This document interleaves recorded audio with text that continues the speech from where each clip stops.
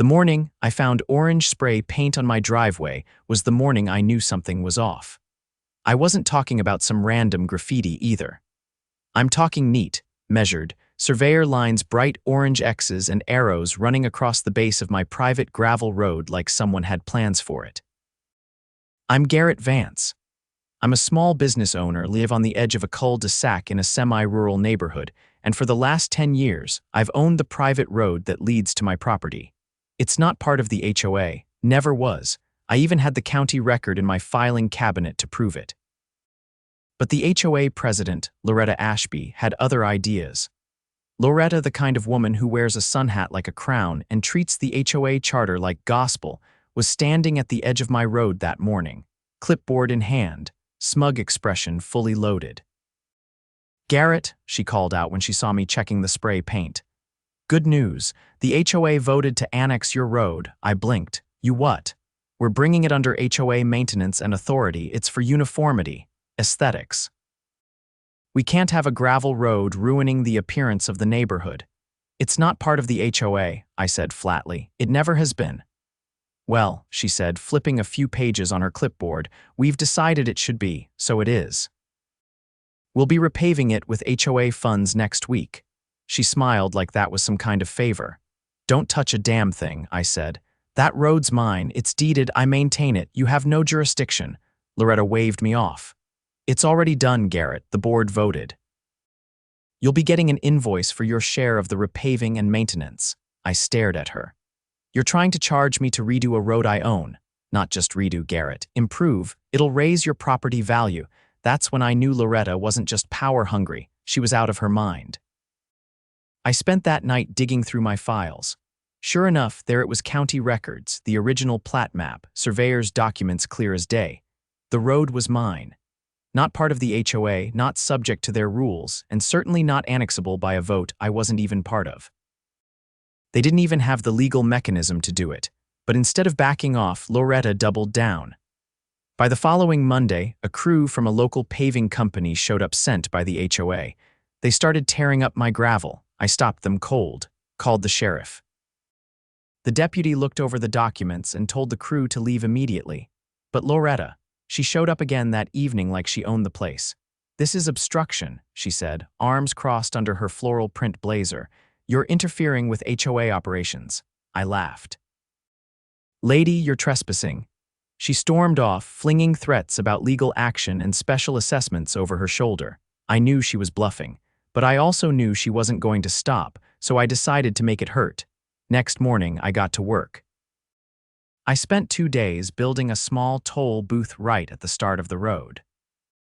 Nothing fancy, just a metal gate, a booth, and a sign that read, "Private road HOA vehicles pay toll $3 per entry." By the end of the week, I had a security camera mounted, a solar-powered payment box, and a laminated copy of the deed hanging from a hook on the side of the booth. Loretta rolled up in her Lexus the next day, saw the gate, and slammed on the brakes. "What the hell is this?" she shrieked, stepping out. "This is my road," I said, leaning against the booth. "You want access. You pay like everyone else. You can't charge the HOA to use a public street." "It's not public, Loretta, it's mine. You tried to claim it." "Okay, now I'm charging market rate." She turned bright red. "This is extortion." "Nope, it's called private property. I suggest you read up on it." She stormed off again. But not before I made sure the camera caught her yelling, threatening, and oh yeah, knocking over my mailbox with her purse on her way out. I kept a tally. Every day, I logged every HOA vehicle that used the road, landscapers, board members, even the HOA's own maintenance guy. Each one got invoiced, $3 a pop. By the end of the first month, they owed me over $800, and I wasn't backing down. By the second week of collecting tolls, the HOA's tone shifted from arrogant to desperate. They tried to pretend it was all a misunderstanding. Loretta didn't come back herself, she sent one of the board members. A guy named Brent who always wore loafers without socks and talked like he was pitching a startup idea. He pulled up in a silver Audi, stopped just short of the gate, and rolled down his window like we were old friends. "Garrett, hey man, look, I think we got off on the wrong foot." I stepped out of the booth, arms folded. "You here to pay the toll?" He laughed like we were sharing a joke. "Come on, buddy. You don't really expect the HOA to pay $3 every time someone drives down this stretch. It's not sustainable." "Then stop using it." He rubbed his temple. "Look, Loretta's passionate, we all know that. Maybe she got a little ahead of herself, but there's no reason we can't find a middle ground here. You've made your point, loud and clear. Why don't we just take the gate down and the board will agree to leave the road alone moving forward?" I tilted my head. "You offering that deal in writing? Well, it'd have to be brought to a vote. Then we don't have a deal. You're still 51 entries behind. Either cough up the $153 or turn around." Brent's jaw clenched. "You're joking." I reached into the booth, grabbed the invoice I'd prepared, and held it out. "I'm not." He stared at the paper like it had personally offended him, then reversed down the road without another word. That night, I found my mailbox pried open and all my outgoing envelopes torn up and stuffed inside. I installed a second camera pointed directly at the street and added motion-triggered floodlights for good measure. The next morning, I filed a police report and handed over the footage. It didn't take long before I got a call from a county investigator. Not a deputy this time, a detective named Kendra Lyles. She asked if she could come by in person. She showed up that afternoon in plain clothes, short hair under a baseball cap, and a serious look in her eye. "You've had more than one incident involving this HOA?" she asked while reviewing the footage. "3, counting the illegal construction start. They also dumped gravel on the edge of my property last week. Claimed they were prepping for drainage improvement. Did you give them permission?" "Nope, I've got the property lines marked. They crossed it by a good 6 feet. She nodded, scribbled something in her notebook, then pulled out a printed map. "I checked the county records before I came." "You're right, the road's deeded to you, not the HOA. It's not a shared easement either. That means any use without permission is trespassing. If they altered the land or started construction, that could be criminal mischief or civil encroachment, possibly both." "I figured as much," I said. "But they don't seem to care." Kendra gave a dry chuckle. "They will now." Apparently, mine wasn't the only complaint. Another resident had reported the HOA for threatening to foreclose over a disputed fence height. Someone else claimed Loretta had falsified meeting minutes to approve a special assessment that never actually passed. What they did to me was just the most visible. Kendra said she was opening a formal investigation. She'd need copies of all footage, invoices, and documents. I handed her a USB drive with everything, including Loretta's rants at the gate and the footage of Brent reversing away in silence. The next week was quiet. Too quiet. Then, on a Wednesday afternoon, I got a certified letter, not from the HOA, from a law firm. The letter accused me of obstructing community access and levying unauthorized fines. They demanded I cease and desist all toll-related operations or face legal action. I called the firm directly. "This is Garrett Vance," I said when the receptionist picked up. "I just received a letter from your office regarding a toll booth on my private road." After a pause, a man picked up. "Mr. Vance, I'm Thomas Wilkes. I represent the Pinebrook Estates HOA. "Great. Then you're the right guy to tell that your clients are trespassing. We have reason to believe the road in question constitutes a shared access path under implied easement." "No, you don't. The deed's clear. The plat map's recorded. Nothing's implied." He hesitated. "That may be, but a judge could interpret. I've already spoken to a county investigator. There's an active case open. You might want to check with your clients before you get dragged into something bigger." He went quiet for a second. "You're refusing to remove the gate, correct? I'll note that. Please do." 2 days later, the story broke on the local news. Neighborhood HOA accused of attempted property grab, private road owner fights back with toll booth. They showed images of the booth, the invoices, even a blurry shot of Loretta waving her clipboard like a lunatic. I didn't give an interview, but the footage spoke for itself. The comments online were brutal. People were calling it a homeowner's version of a sting operation. And then came the audit. Turns out, Kendra had passed her findings to the county attorney. The HOA's finances were flagged for review. Apparently, some of the funds collected for road improvement had been redirected into a Shell LLC one owned by Loretta's brother-in-law.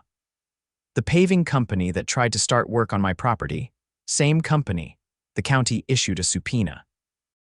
I watched from my porch when officers arrived at the HOA office, really just a repurposed pool house, and walked out with boxes of paperwork. Loretta didn't show her face for 4 days. When she finally did, it was to post a notice on the neighborhood board announcing her temporary leave of absence. That same night, someone took down the HOA banner from the pool entrance. I got an email the next morning from Brent, emergency board meeting. Topic: unauthorized HOA actions and legal exposure. I didn't attend, I wasn't a member, but I did drive by the clubhouse around 7. Half the neighborhood was packed into the room. Lights on, voices raised. Later that night, I got a knock at the door. It was my neighbor, Joanne. She'd always kept her head down, but tonight she looked fired up. "We're voting to suspend all current board members," she said. "Loretta's gone. Brent's trying to play innocent, but no one's buying it. We're putting a task force together to revise the bylaws." I raised an eyebrow. "Task force? Don't laugh. We're serious. And we want you to help us make sure this doesn't happen again." I nodded slowly. "You take down the power-hungry queen, and now you want the guy with the toll booth to help rebuild the kingdom," she smiled. "You've got the receipts." Literally, I agreed to help. But first, I sent one final invoice to the HOA's legal contact. A printed ledger, a full accounting of every vehicle, time stamp and toll owed, total balance due $1,741, due immediately. I didn't expect the audit to unravel as fast as it did. 3 days after I sent the final invoice, I got a call from Detective Lyles again. She asked if I could meet her at the county offices, said there was a development I'd want to see for myself. I drove over after closing up my workshop, walked into the municipal building, and found her waiting with a folder so thick it looked like it could stop a bullet. She handed it to me without a word. The first page was a warrant. Beneath it, a series of bank statements, notarized checks, and internal emails between HOA board members. One name kept recurring: Dalton Ashby. Loretta's nephew. Apparently, Dalton owned a contracting company that didn't actually exist. No business license, no verified employees, no equipment, just a website with stock photos and a P.O. box. Yet over the last 2 years, the HOA had paid this company nearly $50,000 for landscaping, storm drain assessment, and road work that never happened. Most of it had been siphoned from the Special Assessments Fund. "That's embezzlement," I said, flipping through the pages. "And mail fraud," Kendra added, pointing at a scanned envelope. "They sent the notices through USPS. That alone makes it federal." "We've already brought in a postal inspector." I leaned back in the chair. "So what happens next?" She gave a tight nod. "We execute the warrant tomorrow. If you want to watch the show, be on your porch around 10. I was. The next morning, 2 unmarked Crown Vics rolled into the neighborhood, followed by a black SUV with tinted windows. They didn't even bother with subtlety. Agents in windbreakers went straight to Loretta's house. She answered the door in a robe and curlers, then nearly tripped over her own feet backing away when they showed her the warrant. They took her laptop, some file boxes, and one of those little portable hard drives she kept stashed in her office upstairs. When they left, Loretta wasn't in cuffs, but she looked like she'd aged 20 years in an hour. The neighborhood buzzed like a kicked beehive. Joanne stopped by later that afternoon. She brought over a stack of printed petitions, each one signed by at least 30 households. The board had been dissolved. An interim committee was forming. Loretta's name was being formally submitted for removal from all HOA operations, pending criminal charges. I flipped through the signatures and raised an eyebrow. "Where'd you get all these?" she shrugged. "Block by block." Once people saw the agents, they stopped defending her. Nobody wants to be on the wrong side of a federal investigation. I signed the last page and handed it back. "You guys are moving fast. We have to. She's not going down quietly." That turned out to be an understatement. 2 nights later, I woke to tires crunching gravel. I looked out my window and saw a pickup truck idling near the toll booth. It wasn't any vehicle I recognized. No plates. Just a dented black Ford with tinted windows and a tarp covering something in the bed. I hit the floodlights. The driver gunned it and peeled away, but not before I got a clear look at the passenger, Dalton Ashby. The next morning, the gate arm was twisted halfway off its hinge. Someone had tried to ram it but chickened out before doing serious damage. Kendra showed up within the hour to collect the footage. This time, she brought a federal agent with her. Dalton's under active surveillance, the agent explained. We can't detain him yet, but we'll make sure he knows he's not invisible. I replaced the gate with a steel chain drop bar and mounted a new trail cam higher up in the tree line, out of reach. I also installed a motion-sensitive speaker system that played a loud warning if someone approached after midnight. It worked like a charm. The next night, the truck returned, heard the warning, and tore off before even reaching the first post. Meanwhile, the interim committee took over the HOA office. They found over 24 uncashed checks in the desk drawer dues payments from residents Loretta had claimed were delinquent. In reality, she'd been selectively enforcing fees, letting her friends slide while overcharging others. Brent's name was on several of the falsified receipts. By the end of the week, the committee had voted to ban him from holding any future HOA position. But the real bombshell came when the county clerk's office reviewed the changes Loretta had submitted to the HOA charter. She'd forged them. The annexation attempt on my road. It wasn't just overreach, it was based on a falsified amendment that had never been voted on. Loretta had typed up a revised charter, backdated it, and submitted it under a fake meeting date with fabricated signatures. The county ruled the entire document invalid. My road was reaffirmed as private property, and the HOA was ordered to issue a formal retraction of their claim. Kendra called me the next day. You want to come down and see the statement before it goes public? I walked into the county office and read the one-page document. It was plain and direct. The Pinebrook Estates Homeowners Association formally acknowledges that the gravel road, located at parcel 18724, is the sole property of Garrett Vance. Any prior claims to the contrary were made in error without authority and are hereby rescinded. I signed the bottom, then turned to Kendra. That's going to sting. She didn't smile, but her eyes lit up. Wait until you see what happens next. The charges came down 2 days later: wire fraud, document falsification, criminal misappropriation of funds. Loretta was arrested at home without incident.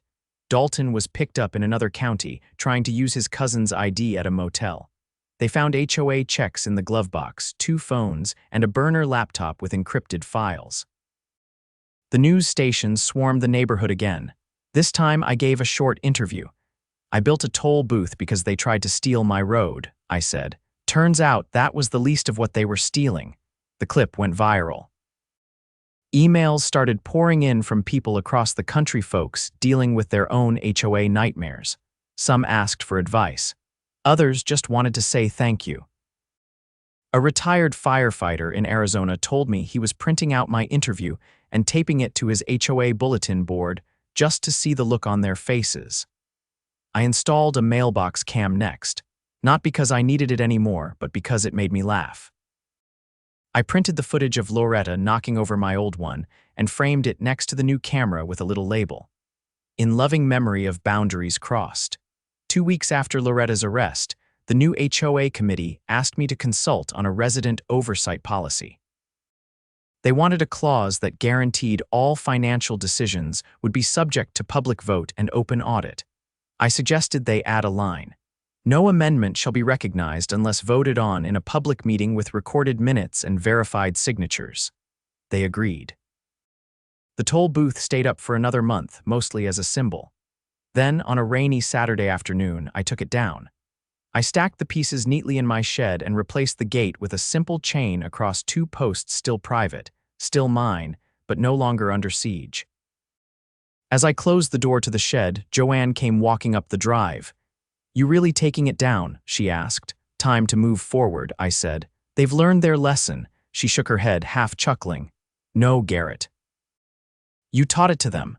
3 weeks after the arrests, the neighborhood was quieter but not peaceful. The HOA's new interim board scrambled to repair the damage, but the community was still reeling.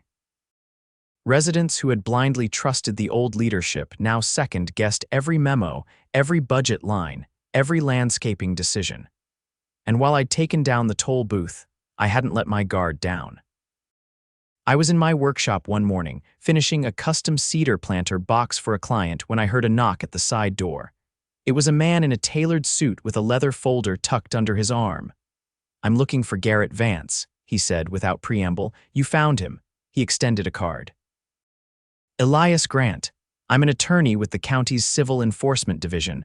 Mind if we talk for a moment?" I led him inside and offered coffee, which he declined. "We're preparing a civil suit against the former HOA board," he said, opening the folder. "The criminal charges are moving forward, but the county wants to recover misused funds and assets on behalf of the residents." "Good," I said. "They deserve that. There's more."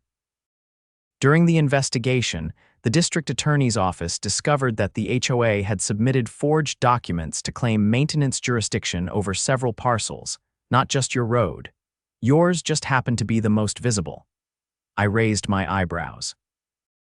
"Are you saying they were trying to take over more than what they already had?" "Exactly. We've identified 5 properties' driveways, utility easements, even a backyard storm drain that were marked for annexation without consent. In at least 2 cases, they billed homeowners for improvements that never occurred. They were running a racket. Essentially, yes, we're also reviewing the HOA's insurance fraud. They claimed damage to shared roads after a storm last year, but the roads they listed weren't even under their jurisdiction. They collected nearly $20,000 in reimbursement." I leaned against the counter. "Let me guess. Dalton's fake company was the repair contractor." "Bingo." He slid a document across the table. "We'd like your help. You've already provided excellent documentation, but we want you to testify during the restitution hearing. Your case is the most clear-cut example of deliberate overreach." I read the page. "It was a formal request to appear as a witness on behalf of the county. I didn't hesitate. I'll do it." Elias nodded. "Good. The hearing is in 3 weeks. I'll be in touch." That night, I walked the edge of my property, making sure the new boundary markers were still intact.